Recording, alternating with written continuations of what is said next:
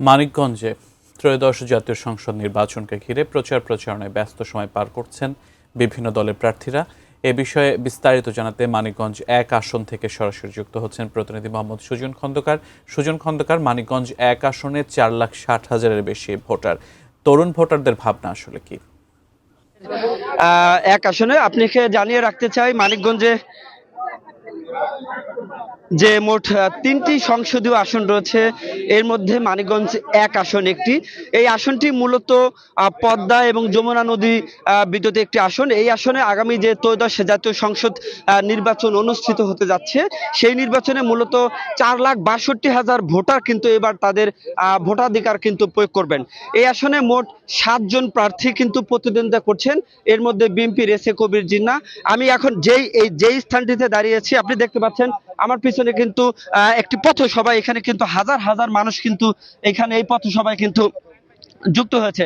মূলত মানিকগঞ্জ যেহেতু একটি নদী ভাঙন প্রবণ এলাকা, এবং এই এলাকার মানুষের দীর্ঘদিনের প্রত্যাশা হচ্ছে যে এই মানুষের জন্য, নদী ভাঙনের জন্য যে সমস্ত মানুষ কাজ করবেন, যে সমস্ত ব্যক্তিরা কাজ করবেন, তাদের জন্য কিন্তু এই আসনে যে ব্যক্তিরা কাজ করবেন তাকে কিন্তু তারা ভোট দেওয়ার জন্য কথা বলছেন।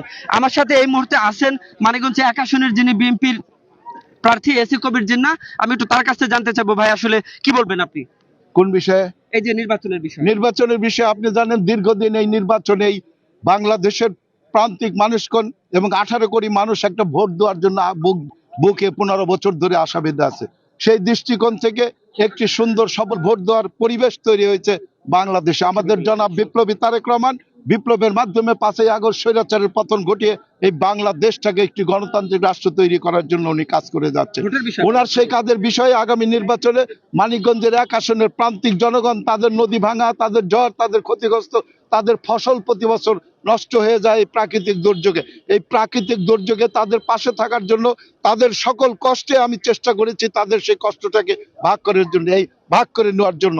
আমার সাংগঠনিক এবং জনগণের পাশে থাকার কারণে আমার নেতা জনাব তারেক রহমান আমাকে এই আসনে নির্বাচনের জন্য নির্ধারণ করেছে।